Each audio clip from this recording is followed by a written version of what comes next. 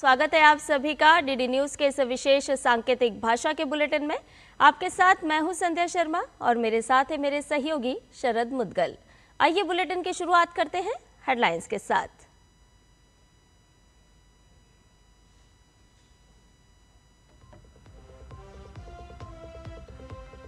BJP केंद्रीय चुनाव समिति की बैठक आज। बिहार चुनाव में उम्मीदवारों के नाम पर लगेगी मुहर। इंडी गठबंधन में अब तक सीट शेयरिंग पर फंसा है पेंच।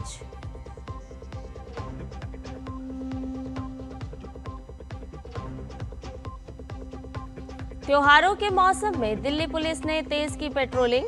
पुलिस कमिश्नर सतीश गोलचा ने खुद की गश्त अभियान की समीक्षा।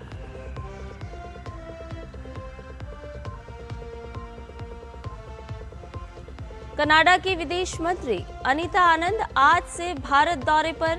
विदेश मंत्री डॉक्टर एस जयशंकर और वाणिज्य मंत्री पीयूष गोयल के साथ करेंगी सुरक्षा, व्यापार और ऊर्जा से जुड़े विषयों पर चर्चा।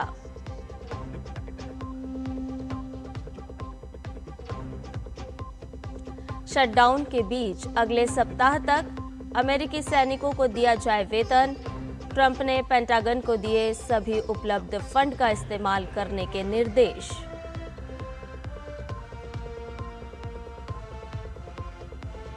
और दिल्ली टेस्ट का आज तीसरा दिन। 4 विकेट पर 140 रन के आगे खेलेगी वेस्ट इंडीज। पहली पारी में भारत के पास 378 रन की बढ़त। और अब सभी खबरें विस्तार के साथ। बिहार विधानसभा चुनाव के पहले चरण में बीजेपी की ओर से कौन कौन उम्मीदवार होंगे, आज इसकी सूची फाइनल हो जाएगी। बीजेपी की केंद्रीय चुनाव समिति की बैठक आज पार्टी मुख्यालय में बुलाई गई है। इस बैठक में पार्टी अध्यक्ष जेपी नड्डा और अमित शाह समेत तमाम बड़े नेता मौजूद होंगे। बैठक का मुख्य एजेंडा उम्मीदवारों की अंतिम सूची और एनडीए के भीतर सीट बंटवारे का फॉर्मूला तय करना है। हालांकि आज की बैठक में बिहार चुनाव के साथ साथ कुछ राज्यों में होने जा रहे उपचुनाव के उम्मीदवारों के नाम भी फाइनल हो सकते हैं। इससे पहले कल दिन भर पटना से दिल्ली तक बैठकों का दौर चलता रहा। दिल्ली में बीजेपी कोर ग्रुप की बैठक के बाद रात को बिहार बीजेपी प्रभारी विनोद तावड़े के घर उप मुख्यमंत्री विजय कुमार सिन्हा और सम्राट चौधरी समेत केंद्रीय मंत्री नित्यानंद राय की मौजूदगी में चर्चा हुई। कहा जा रहा है कि बीजेपी और उसके सहयोगी दल जेडीयू, लोक जनशक्ति पार्टी रामविलास, हिंदुस्तान अवाम मोर्चा और राष्ट्र लोक जनशक्ति पार्टी के बीच सीट बंटवारे को लेकर बातचीत लगभग आखिरी दौर में है। माना यह भी जा रहा है कि एनडीए गठबंधन आज या कल सीट बंटवारे की औपचारिक घोषणा कर सकता है। त्योहारों के मौसम में दिल्ली के लोगों को सुरक्षित महसूस कराने के इरादे से कल पूरी रात दिल्ली पुलिस सड़कों पर गश्त करती रही।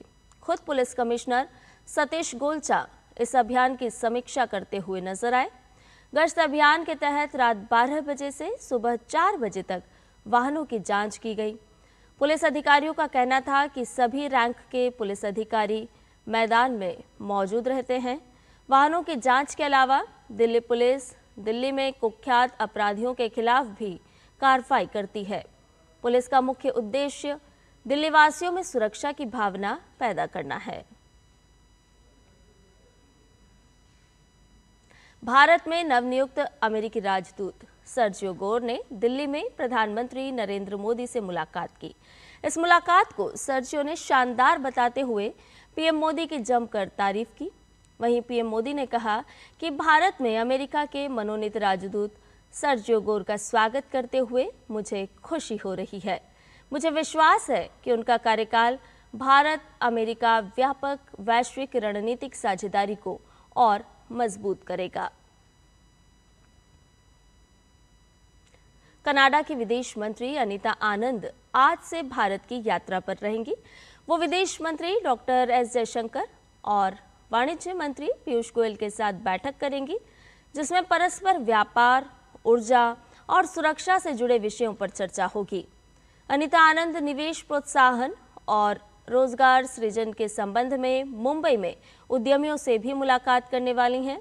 ये यात्रा हाल ही में हुई उच्च स्तरीय बैठकों और राजनयिक नियुक्तियों के बाद भारत कनाडा के तनावपूर्ण संबंधों को फिर से पटरी पर लाने के प्रयासों के बीच हो रही है। इसका उद्देश्य कनाडा की हिंद प्रशांत रणनीति के अंतर्गत संबंधों को सुदृढ़ करना भी है। अमेरिकी राष्ट्रपति डोनाल्ड ट्रंप ने पेंटागन को निर्देश दिया है कि शटडाउन के दौरान अमेरिकी सैनिकों को 15 अक्टूबर तक वेतन सुनिश्चित करने के लिए सभी उपलब्ध फंड का इस्तेमाल किया जाए।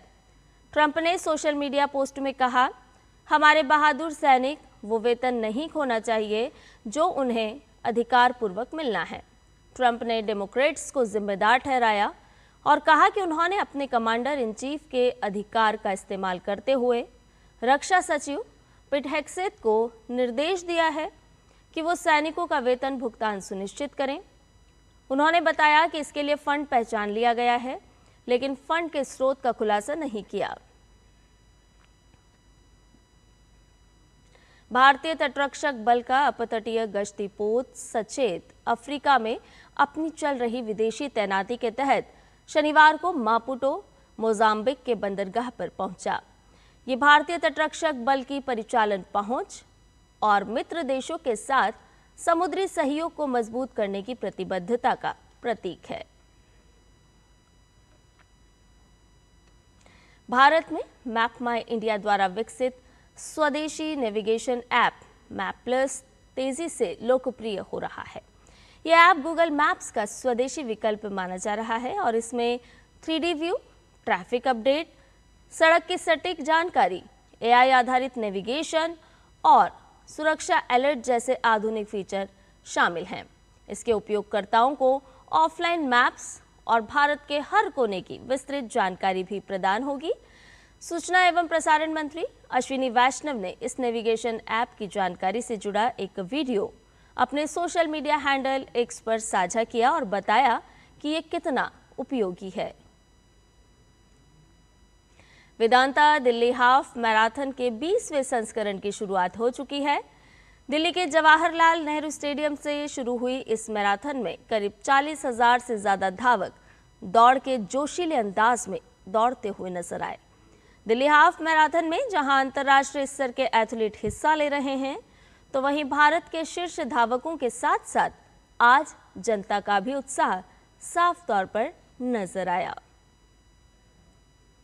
भारत और वेस्टइंडीज के बीच दिल्ली में खेले जा रहे दूसरे टेस्ट मैच के दूसरे दिन का खेल खत्म होने पर वेस्टइंडीज ने अपनी पहली पारी में 4 विकेट पर 140 रन बना लिए हैं। इस तरह वेस्टइंडीज अभी भी भारत की पहली पारी के आधार पर 378 रन पीछे है। भारतीय महिला क्रिकेट टीम वनडे विश्व कप के अहम मुकाबले में आज मौजूदा विश्व चैंपियन ऑस्ट्रेलिया के खिलाफ विशाखापट्टनम में मैदान पर उतरेगी। हरमनप्रीत कौर की कप्तानी में भारतीय टीम दक्षिण अफ्रीका के खिलाफ मिली पिछली हार को भुलाकर फिर से जीत की पटरी पर लौटना चाहेगी।